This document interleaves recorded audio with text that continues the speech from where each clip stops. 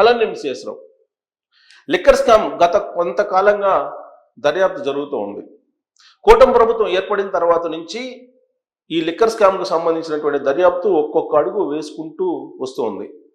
ప్రస్తుతం కీలక దశలోకి చేరింది ఆ కేసు విచారణ అనేది కూడా వినిపిస్తోంది. ఇలాంటి సందర్భంలో జగన్మోహన్ రెడ్డి గారు ఎంటర్ అయ్యారు, ప్రెస్ మీట్ పెట్టారు. ప్రెస్ మీట్ పెట్టి ఈ లిక్కర్ స్కామ్కు సంబంధించినటువంటి విచారణ ఒక బేతాళ కథ, బేతాళుడు కథలు అల్లినట్టుగా అల్లుతూ ఉన్నారు. లిక్కర్ స్కామ్ అనేది ఎక్కడా లేదు. స్కామ్ ఏదన్నా ఉందనంటే 2019 నుంచి 2024 వరకు కాదు, 2014 నుంచి 2019 వరకు జరిగింది. ఆ కేసుకు సంబంధించినటువంటి విచారణ చంద్రబాబు నాయుడు గారు ఎదుర్కొంటున్నారు. ప్రస్తుతం ఆయన బెయిల్ మీద ఉన్నారు. ఆ కేసు నుంచి బయటపడటానికి ఈ బేతాళ కథల్ని అల్లుతూ ఉంది ఇప్పుడు వచ్చినటువంటి ప్రభుత్వం అనేటువంటి ఒక లాజిక్ని జగన్మోహన్ రెడ్డి గారు బయటికి తీశారు. దీని ఒక బేతాళ కథగా చెబుతూ అసలు కసిరెడ్డి రాజశేఖర రెడ్డికి ఏం సంబంధం లిక్కర్ స్కామ్ తోటి అని చెప్పి ఆయన ప్రశ్నిస్తూ ఉన్నారు. ఆయనేమో ఐటీ సలహాదారుగా ఉన్నారు, అది కూడా 2 సంవత్సరాలే ఉన్నారు. మరి అలాంటప్పుడు అసలు లిక్కర్ స్కామ్ తోటి ఆయనకి ఏం సంబంధం, ఆయనకి ఏమి లింక్స్ ఉన్నాయి అనేటువంటిది సూటిగా ప్రశ్నిస్తూ ఉన్నారు. ఇక ధనుంజయ రెడ్డి సీఎం ఆఫీసులో సెక్రటరీగా ఉన్నారు. సీఎం ఆఫీసులో సెక్రటరీగా ఉన్నట్టు ధనుంజయ రెడ్డికి లిక్కర్ స్కామ్ తోటి ఏం పని, లిక్కర్ స్కామ్ తోటి అసలు లింక్స్ ఎందుకు ఉంటాయి ఆయనకి, అసలు ఒక్క ఫైల్ అయినా సీఎం ఆఫీసులోకి లిక్కర్కి సంబంధించినటువంటి పాలసీకి సంబంధించిన ఫైల్ వచ్చిందా నిరూపించగలరా అని చెప్పి చంద్రబాబు నాయుడు గారికి నేరుగా ఒక సవాల్ చేశారు జగన్మోహన్ రెడ్డి గారు.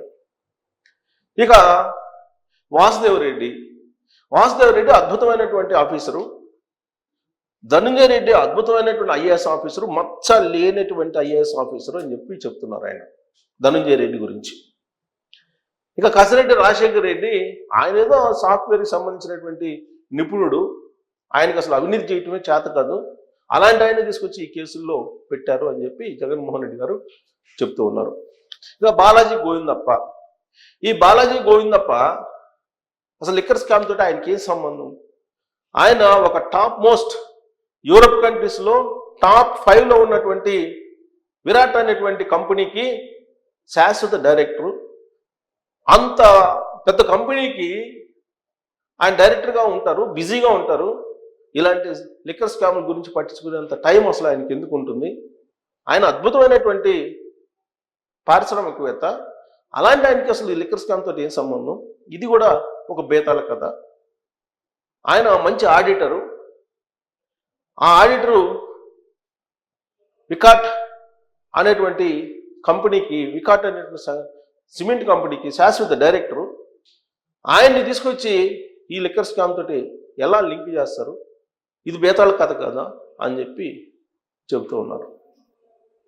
ఇక మిగిలినటువంటి వాళ్ళందరి గురించి చెప్తూ వీళ్ళ ఎవ్వరికి కూడా సంబంధం లేదు అంటున్నారు. ప్రత్యేకించి మిథున్ రెడ్డి గురించి చెప్పారు. మిథున్ రెడ్డి ఆయన ఎంపీ, ఢిల్లీలో ఉంటారు. ఇక్కడ లిక్కర్ స్కామ్ తోటి ఏం పని ఆయనకి? లిక్కర్ స్కామ్లోకి ఎందుకు జ్వరపడతాడు? అసలు అవసరం ఏంటి అనేటువంటి విషయాన్ని ఆయన ప్రశ్నించారు. ఆయన తండ్రి పెద్దిరెడ్డి రామచంద్రారెడ్డి పంచాయతీరాజ్ శాఖ మంత్రిగా పనిచేశారు అప్పట్లో. లిక్కర్ పాలసీతో ఏ సంబంధం ఆయనకి అని చెప్పి ప్రశ్నిస్తూ ఉన్నారు. మరి ఆయన ప్రశ్నిస్తున్నటువంటి ప్రశ్నల్లో ఏది నిజం? ఆయన ప్రశ్నలకు అసలు సమాధానం ఉందా అని అంటే, పెద్దిరెడ్డి రామచంద్రారెడ్డి గారు అప్పట్లో పంచాయతీరాజ్ శాఖ మంత్రిగా ఉన్నప్పుడు ఆ శాఖ వరకే పరిమితం అయ్యారా అనే దాని మీద క్వశ్చన్ వేసుకుంటే, జగన్మోహన్ రెడ్డి గారు ఆయనకి ఇచ్చినటువంటి స్వేచ్ఛ, పెద్దిరెడ్డి రామచంద్రారెడ్డి గారు ఇన్వాల్వ్మెంటు, ఇవన్నీ ప్రభుత్వ పెద్దలకు తెలుసు, ఆ రోజు సచివాలయంలో ఉండేటువంటి వాళ్ళకి, ఎంప్లాయీస్కి తెలుసు, ప్రతిపక్షానికి తెలుసు, ప్రజలకు కూడా తెలుసు. మరి పెద్దిరెడ్డి రామచంద్రారెడ్డి పంచాయతీరాజ్ శాఖ మంత్రి గురించి లిక్కర్ స్కామ్ తోటి ఏం సంబంధం అని చెప్పి ప్రశ్నిస్తూ ఉన్నారు జగన్మోహన్ రెడ్డి గారు. మిథున్ రెడ్డి గారు ఎంపీగా ఉన్నారు, ఆయనకి ఏం పని అని అంటూ ఉంటారు. మరి సిట్ విచారణ సందర్భంగా మరి వీళ్ళందరికీ సంబంధించినటువంటి వ్యవహారం ఒకదానికి లింక్ అయింది కదా. కసిరెడ్డి రాజశేఖర రెడ్డి అని అతను వాంగ్మూలం ఇచ్చారు. బెదిరించి వాంగ్మూలం తీసుకున్నారు అని అంటారు. చంద్రబాబు నాయుడు గారు బెదిరించి వాంగ్మూలం తీసుకున్నారు. ఆయన కేసుని మార్చుకోవడానికి ఈ కేసుని క్రియేట్ చేస్తున్నారు అని చెప్పి చెప్తున్నారు. ఇదంతా కూడా డైవర్షన్ పాలిటిక్స్ అని అంటున్నారు ఆయన జగన్మోహన్ రెడ్డి గారు. కడిగిన ముత్యంలాగా ఆ అద్భుతమైన ప్రభుత్వాన్ని 2019 నుంచి 2024 వరకు నడిపానని చెప్పి జగన్మోహన్ రెడ్డి గారు ఇప్పటికీ కూడా చెప్తున్నారు. ఎక్కడ ఒక్క రూపాయి కూడా అవినీతి లేకుండా ఒక దూరదృష్టితోటి లాభదాయకంగా ఆంధ్రప్రదేశ్ని ముందుకు తీసుకెళ్లేందుకు నడిపాను ప్రభుత్వాన్ని. గతంలో వృద్ధి రేటు లేదంటే అప్పులు ఎన్ని ఉన్నాయి, ఇప్పుడు వృద్ధి రేటు ఎంత ఉంది, ఇప్పుడు అప్పులు ఎంత ఉన్నాయి, అప్పుడు వచ్చిన రెవెన్యూ ఎంత, ఇప్పుడు వచ్చిన రెవెన్యూ ఎంత అంటూ ఆయన కంపేర్ చేసి చూపించారు. మరి ఆ రోజు రెవెన్యూస్ ఎక్కువ ఉన్నాయి, ఈ రోజు రెవెన్యూస్ ఎందుకు తక్కువ ఉన్నాయి అని అడుగుతున్నారు. కాగ్ రిపోర్ట్ని తీసుకొచ్చి ప్రజెంట్ చేశారు.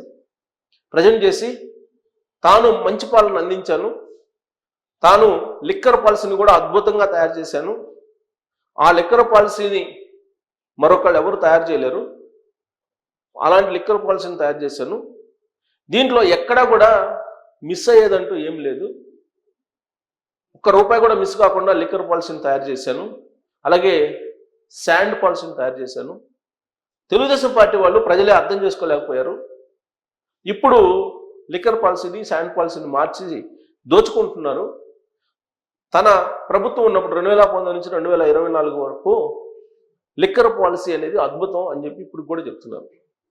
ఆ రోజున బ్రాండ్స్ని మీరు ప్రశ్నించారు కదా, మరి ఈ రోజున మీరు ప్రవేశపెట్టిన బ్రాండ్స్ ఏంటి అని చెప్పి ఆయన ఎగ్జిబిట్ చేశారు. కొన్ని బ్రాండ్స్ని ప్రెస్ మీట్లో ఎగ్జిబిట్ చేసి ఇదంతా ఒక బేతాళ కథ, వీళ్ళందరూ కడిగిన ముత్యాలు, వీళ్ళందరికీ ఏమీ సంబంధం లేదు, వీళ్ళందరూ నిజాయితీ పరులు అని చెప్పి ఒక్కొక్కరి పేర్లు ఆయన చెప్తూ అద్భుతమైనటువంటి ఐఏఎస్ అధికారి ధనంజయ రెడ్డి అని చెప్తున్నారు.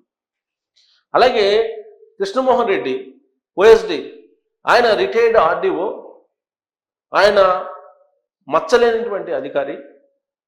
మరి అలాంటి ఆయన్ని తీసుకెళ్లి జైల్లో పెడతారా మీరు?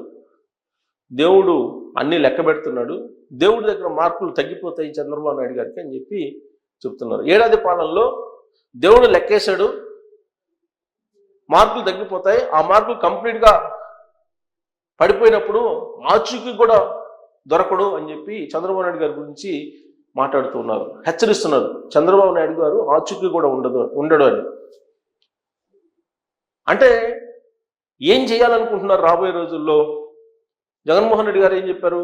ఎవరైతే ఈ కేసులు పెడుతున్నారో వీళ్ళని తాట తీస్తాం, బట్టలు ఓడదీస్తాం, నిలబెడతాం, సప్త సముద్రాలు అవతలు ఉన్నా కానీ తీసుకొస్తాం, జైల్లో వేస్తాం, శిక్షిస్తాం, అలాగే ఎవరిపైన అయితే కేసులు పెట్టారో వాళ్ళ ముందుకు తీసుకొచ్చి వాళ్ళ చేత సెల్యూట్ కొట్టేస్తాం, ఇవన్నీ చెప్పారు.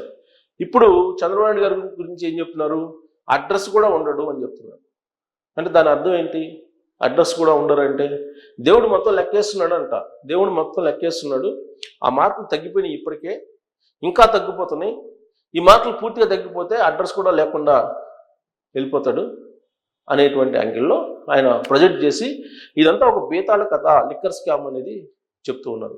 మరి కేజీల కొద్ది బంగారం, అలాగే ప్రతిరోజు రెడ్ కారు తాడేపల్లికి వెళ్ళి అర్ధరాత్రి వేళ ఏం తీసుకొచ్చింది, ఎగ్జిట్ నుంచి రావడం వచ్చిన రెడ్ కారు, అలాగే కంటైనరు, ఫోటోలతో సహా కంటైనర్ కూడా కనిపించింది కదా, ఆ కంటైనర్లు ఏమి వెళ్ళాయి, మరి లిక్కర్ స్కామ్ అని అంటున్నారు, ఇదంతా బేతాల కథ అంటున్నారు కదా, మరి ట్రెజరీలో ఎంత డబ్బు నమోదైంది, ఆ కరెన్సీ ఎక్కడికి వెళ్ళింది అనే దాని మీద ఈడీ ప్రశ్నించేదానికి రెడీగా ఉంది కదా.